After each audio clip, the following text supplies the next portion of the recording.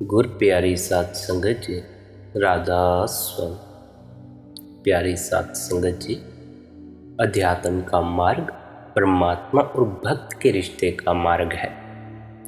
ये एक ऐसा मार्ग है जहाँ कोई रिश्ता साथ नहीं जाता, जहाँ सिवाय परमात्मा के कोई शेष नहीं रह जाता, क्योंकि बाकी सारे रिश्ते सिर्फ आपकी देह की मौजूदगी के कारण आपसे जुड़े हुए हैं।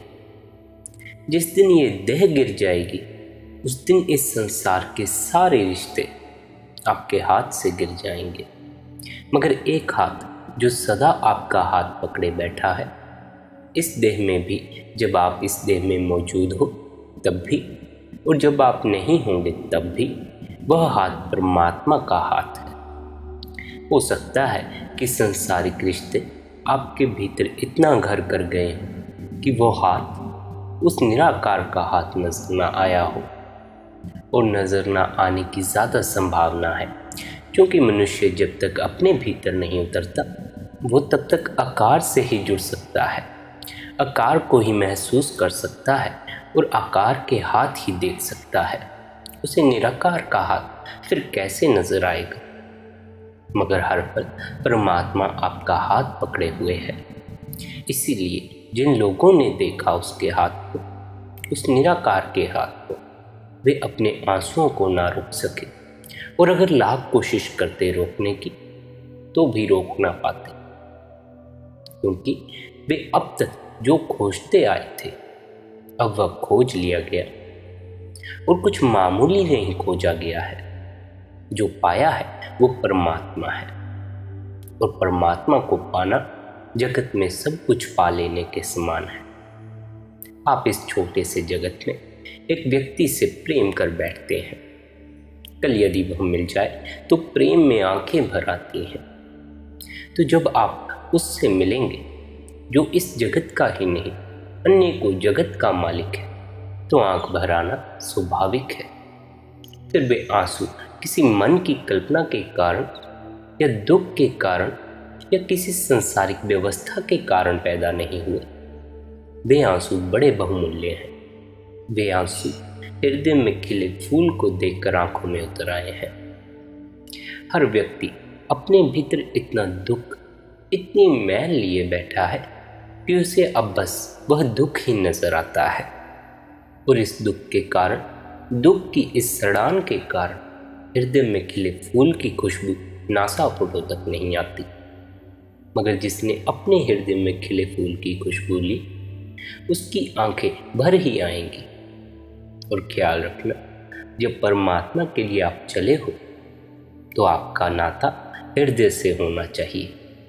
आप मन या बुद्धि के पीछे लगकर परमात्मा की तरफ न चलें, हृदय से जुड़कर चलें।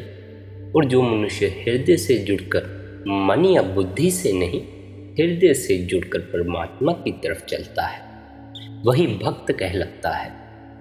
क्यों?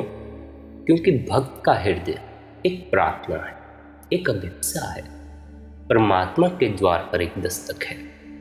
भक्त के प्राणों में एक ही अभिलाषा है कि जो छिपा है वह प्रकट हो जाए, घूंघट उठे और प्रेमी का चेहरा नजर आ जाए। इससे कम पर उसकी तृप्ति नहीं होगी। उसे कुछ और चाहिए ही नहीं, और सब चाह कर देख लिया, चाह कर सब देख लिया और सब व्यर्थ पाया है। चाहों ने दौड़ाया तो बहुत है, लेकिन पहुंचाया कहीं भी नहीं है। जन्मों जन्मों की मृग तृष्णाओं के अनुभव के बाद कोई भक्त होता है। भक्ति अनंत अनंत जीवन की यात्राओं के बाद खिला फूल है। भक्ति चेतना की चरम अभिव्यक्ति है। भक्ति तो केवल उन्हीं को उपलब्ध होती है जो बड़े बड़भागी हैं, नहीं तो हम हर बार फिर उन्हीं चक्रों में पड़ जाते हैं, बार बार फिर कोहलू के बैल की तरह चलने लगते हैं। मनुष्य के जीवन में अगर कोई सर्वाधिक अविश्वसनीय बात है तो वह यह है कि मनुष्य अनुभव से कुछ सीखता नहीं, उन्हीं भूलों को दोहराता ही जाता है। भूलें अगर नहीं करे तो भी ठीक है, लेकिन वही पुरानी पुरानी भूलों को दोहराता है। रोज रोज वही, जन्म जन्म वही दोहराता चला जाता है। भक्ति का उदय तब होता है जब हम जीवन से कुछ अनुभव लेते हैं, कुछ निचोड़ निकालते हैं। और जीवन का निचोड़ क्या है कि कुछ भी पालो तब भी कुछ भी नहीं पाया जाता। कितना भी इकट्ठा कर लो लेकिन भीतर दरिद्र के दरिद्र रह जाते हैं। धन आपको धनी नहीं बनाता जब तक कि वह परम धनी न मिल जाए, वह मालिक न मिले। धन आपको और भीतर निर्धन करता जाता है। धन की तुलना में भीतर की निर्धनता और खलने लगती है। मान सम्मान, पद प्रतिष्ठा, ये सब धोखे हैं। कितना ही अपने घावों को छिपाओ, अपने घावों के ऊपर गुलाब के फूल रख दो, इससे घाव मिटते नहीं हैं। क्षण भर के लिए भूल भला जाए लेकिन इससे घाव नहीं मिटते। दूसरों को भला धोखा हो जाए, खुद को कैसे धोखा दोगे? आप तो जानते ही हो, जानते ही थे और जानते ही रहोगे कि भीतर घाव है, ऊपर गुलाब का फूल रखकर छिपाया हुआ है। सारे जगत को भी धोखा देना संभव है लेकिन अपने आप को धोखा देना कभी संभव नहीं है। जिस दिन यह स्थिति प्रगाढ़ होकर प्रकट होती है उस दिन भक्त का जन्म होता है और भक्त की यात्रा विरह से शुरू होती है, क्योंकि भक्त के भीतर एक ही प्यास उठती है, कैसे परमात्मा मिले, कहाँ उसे खोजा जाए। उसका कोई पता और ठिकाना भी तो नहीं। किससे पूछे, हजारों लोग उत्तर देने वाले हैं लेकिन उनकी आंखों में उत्तर नहीं मालूम पड़ता। हजारों लोग मंदिरों मस्जिदों में प्रार्थनाएं कर रहे हैं लेकिन उनकी प्रार्थनाओं में आंसुओं का गीलापन नहीं है, उनकी प्रार्थनाओं में हृदय का रंग नहीं है, रूखी सूखी प्रार्थनाएं हैं। और प्रार्थना कोई रूखी सूखी होती है? प्रार्थना तो मरुधान है, उसमें तो बहुत फूल खिलते हैं, बहुत श्वास उठती है। हाँ, बाहर की आरती तो लोगों ने सजा ली है लेकिन भीतर का दिया अभी तक बुझा हुआ है। और बाहर तो धूप दीप का आयोजन कर लिया है और भीतर सब शून्य है, सब खाली है। भक्त को यह पीड़ा खलती है।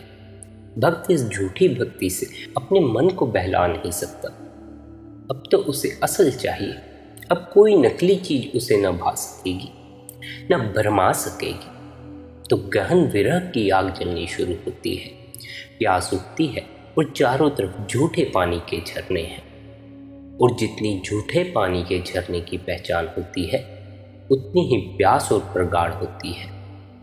और एक ऐसा वक्त आता है जब भक्त धू धू कर जलती हुई एक प्यास ही रह जाता है।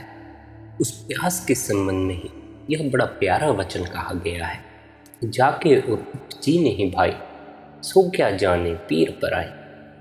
यह विरह ऐसा है कि जिस हृदय में उठा हो वही पहचान सकेगा।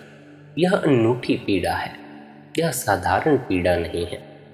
साधारण पीड़ा से तो आप परिचित ही हो।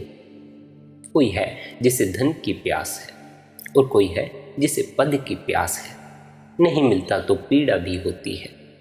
बाहर की पीड़ाओं से तो आप पहले ही परिचित हो लेकिन भीतर की पीड़ा को तो आपने कभी नहीं उगाड़ा। आपने भीतर तो कभी आंख डालकर नहीं देखा कि वहाँ एक पीड़ा का निवास है, और ऐसी पीड़ा का कि जो पीड़ा भी है और साथ ही बड़ी मधुर भी। पीड़ा है क्योंकि सारा संसार व्यर्थ मालूम होता है, और मधुर है क्योंकि पहली बार उसी पीड़ा में परमात्मा की धुन बजने लगती है। पीड़ा जैसे छाती में किसी ने छुरा भोंक दिया हो, ऐसा बिंदा रह जाता है भक्त। लेकिन फिर भी यह पीड़ा सौभाग्य है, क्योंकि इसी पीड़ा के पार उसका द्वार खुलता है, उसके मंदिर के पट खुलते हैं। यह पीड़ा सूली भी है और सिंहासन भी है। एक तरफ सूली, दूसरी तरफ सिंहासन। इसीलिए पीड़ा बड़ी रहस्यमय है। भक्त रोता भी है लेकिन उसकी आंसू किसी दूसरे व्यक्ति के आंसुओं की तरह नहीं है। आप तो जानते हो आंसुओं का भेद है। कभी आप आनंद से भी रोए हो, कभी आप दुख से भी रोए हो, कभी आप क्रोध से भी रोए हो, कभी आप मस्ती में भी रोए हो। आपको आंसुओं का भेद पता है, लेकिन भेद आंतरिक है, यांत्रिक नहीं। इसीलिए बाहर की किसी विधि की पकड़ में नहीं आता। भक्त के आंसू तो परम अनुभूति है जो हृदय के पोर पोर से रिसती है। उसमें पीड़ा है क्योंकि परमात्मा को पाने की अभिप्सा जगी है, और उसमें आनंद भी है क्योंकि परमात्मा को पाने की अभिप्सा जगी है। परमात्मा को पाने की आकांक्षा का जग जाना ही इतना बड़ा सौभाग्य है कि भक्त नाच उठता है। यह तो केवल थोड़े से सौभाग्यशाली लोगों को यह पीड़ा मिलती है। यह अभिशाप नहीं, यह पीड़ा वरदान है। इससे वे ही पहचान सकेंगे जिन्होंने इसका थोड़ा स्वाद लिया है। जाके और उपजी नहीं भाई, और यह पीड़ा मस्तिष्क में पैदा नहीं होती। यह कोई मस्तिष्क की खुजलाहट नहीं। मस्तिष्क की खुजलाहट से दर्शन शास्त्रों का जन्म होता है।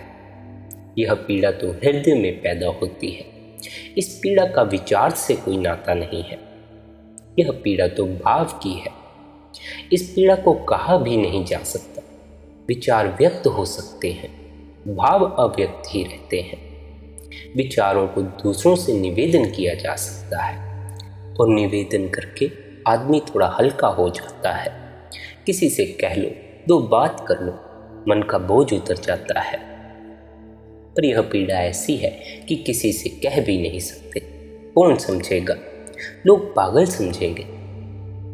भाव तो केवल वे ही समझ सकते हैं जिन्होंने उस पीड़ा का थोड़ा अनुभव किया हो। इसीलिए सत्संग का मूल्य है।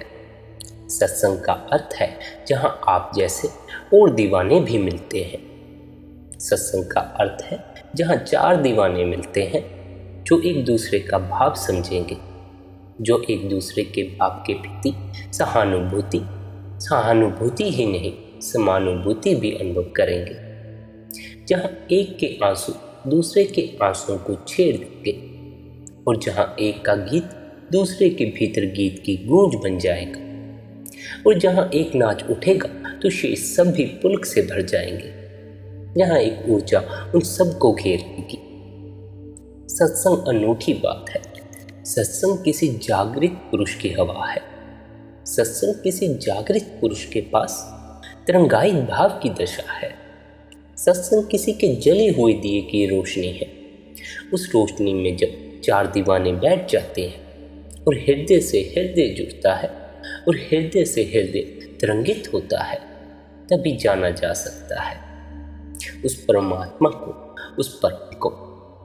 यदि आप अपने भीतर की उस पीड़ा को समझ लो तो आपके जीवन में भी अमृत की वर्षा हो जाए। और जो भक्त है उसके भीतर भी प्रार्थना उठती है, लेकिन जब उसके भीतर प्रार्थना उठती है तब उसे समझ ही नहीं आता कि मैं इस प्रार्थना को करूं कैसे। इसीलिए यह सवाल पैदा होता है कि जो मैं कह नहीं पाता वह परमात्मा तक पहुंचेगा कैसे। जो मैं बोल ही नहीं पाता क्या वह सुनता भी होगा। जो प्रार्थना मेरे होंठों तक नहीं आ पाती, हृदय में ही उमड़ती है और वहीं रहती है, वह उस परमात्मा के कानों तक कैसे पहुंचती होगी।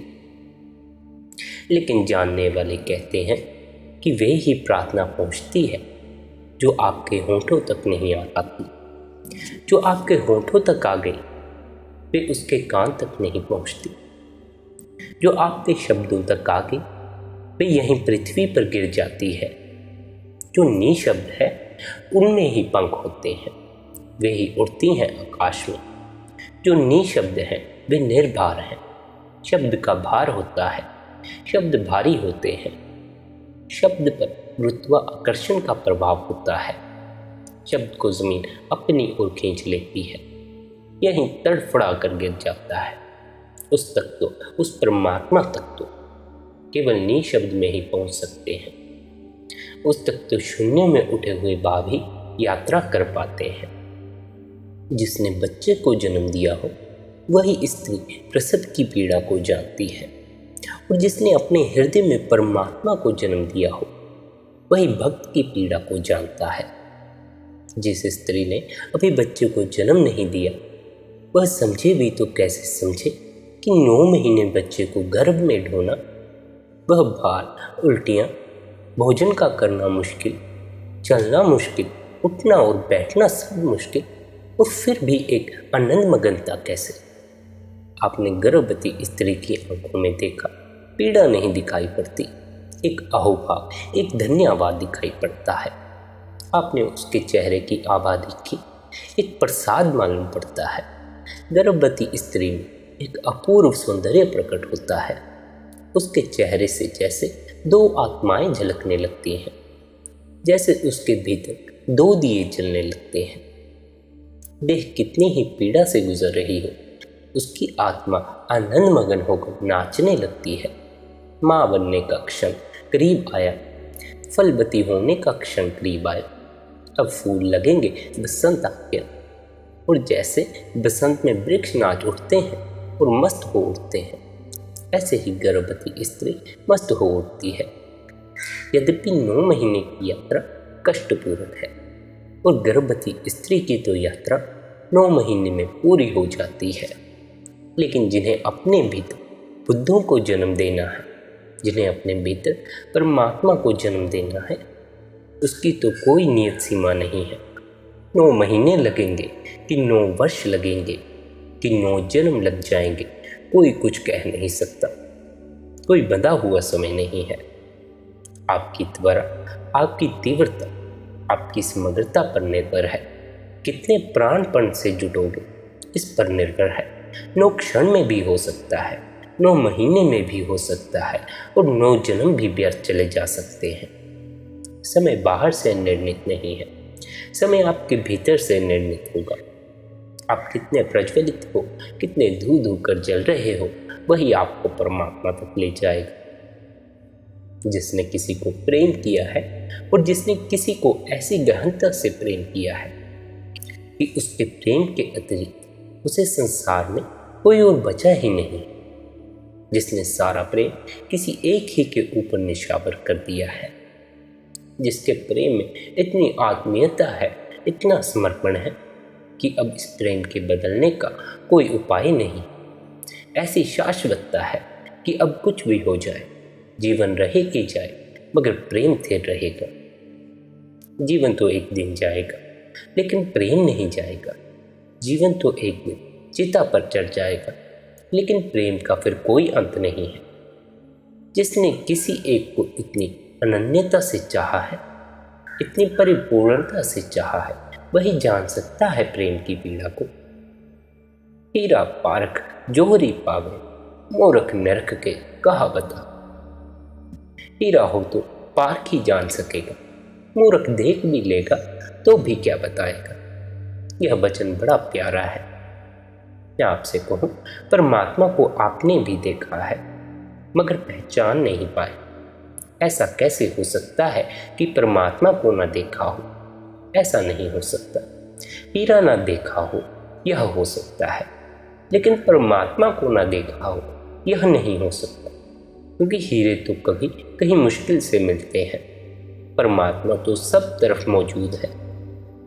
वृक्षों के पत्ते पत्ते में उसके हस्ताक्षर हैं, कंकड़ पत्थर में उसकी छाप और प्रतिमा है, पक्षी पक्षी में उसके गीत हैं।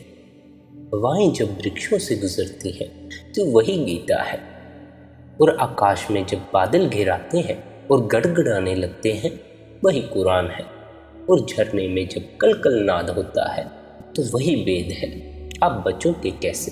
और जब सुबह सूरज निकलता है तो वही परमात्मा निकलता है, और जब रात चांद की चांदनी बरसने लगती है तो वही परमात्मा बरसता है। मोर के नाच में भी वही है, कोयल की कुह कुह में भी वही है, उसके अतिरिक्त तो कोई और है ही नहीं। ऐसा तो कभी पूछना ही मत कि परमात्मा कहाँ है, ऐसा ही पूछना कि परमात्मा कहाँ नहीं है।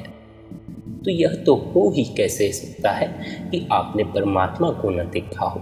रोज़ रोज़ देखा है, हर घड़ी देखा है, हर घड़ी उसी से तो मिलते हो। कबीर साहिब से किसी ने कहा कि अब आप परम ज्ञान को उपलब्ध हो गए, अब बंद कर दो यह दिन रात कपड़े बुनना और फिर बाजार बेचने जाना, शोभा नहीं देता। आपके हजारों शिष्य हैं, हम आपकी फिक्र कर लेंगे। आपका ऐसा खर्चा भी क्या है, 2 रोटी हम जुटा देंगे। हमारे मन में पीड़ा होती है कि आप कपड़े बुनते हो और फिर उन्हें बेचने बाजार जाते हो। लेकिन कबीर ने कहा कि नहीं नहीं, फिर राम का क्या होगा? उन लोगों ने पूछा, कौन राम? कबीर ने कहा, वे जो ग्राहक में छिपे हुए राम आते हैं, उनके लिए कपड़े बुनता हूँ। कबीर जब बनारस के बाजार में बैठकर और कपड़े बेचते थे तो हर ग्राहक से कहते थे, राम संभाल कर रखना, बहुत प्रेम से बुना है, झीनी झीनी रे बीनी चदरिया, इसमें बहुत रस डाला है, इसमें प्राण उड़ेले हैं। लेकिन आदमी को वही दिखाई पड़ता है जितनी उसकी देखने की क्षमता होती है। हमारी सृष्टि हमारी दृष्टि से सीमित रहती है। जितनी बड़ी दृष्टि उतनी बड़ी सृष्टि। जब दृष्टि इतनी असीम होती है कि उसकी कोई सीमा नहीं, तब सृष्टि खो जाती है और सृष्टा दिखाई देता है। तब आपकी दृष्टि असीम होती है तो असीम से आपका साक्षात्कार होता है। जैसे जैसे आपकी भाव की सघनता होती है, जैसे जैसे आपके भाव की गहनता होती है, वैसे वैसे अस्तित्व रहस्यमय होने लगता है। वैसे वैसे पर्दे उठते हैं, वैसे वैसे सत्य भी नग्न होता है। वैसे वैसे प्रकृति अपने भीतर छिपे परमात्मा को प्रकट करने लगती है। जिसको घाव लगा है वह कराहता है। तमाशा देखने वाले को तो कोई दर्द नहीं होता। आप जिंदगी में अब तक तमाशा देखने वाले बने रहे हो। जिंदगी में डुबकी मारो, किनारे पर कब से खड़े हो? क्या किनारे पर ही जीना है और किनारे पर ही मरना है? और यह घुमड़ता सागर आपको निमंत्रण दे रहा है, इसकी ओर देखो। और ये उठती हुई तरंगे चुनौती हैं कि छोड़ो अपनी नाव। कोई नक्शा नहीं है, कोई बात नहीं, मगर नक्शा सिर्फ कमज़ोर लोग रखते हैं। हिम्मत भर आदमी अज्ञात में अपनी छोटी सी डोंगी लेकर उतर जाते हैं। खोजने का आनंद इतना है कि उसमें अगर कोई खुद भी खो जाए तो हर्ज नहीं। खोजने का आनंद ही इतना है कि खुद को भी समर्पित किया जा सकता है। और यह भी समझ लेना, जो खुद को खोने को राजी नहीं है वह कभी खोज भी नहीं पाएगा। जो इस बात के लिए राजी है कि अगर यह नौका डूब जाएगी मझधार में तो मझधार ही मेरा किनारा होगा, वही केवल परमात्मा के विराट सागर में अपनी नौका को छोड़ सकता है। और वही कभी उस परमात्मा, उस परम को पाने में समर्थ होता है। राधा स्वामी।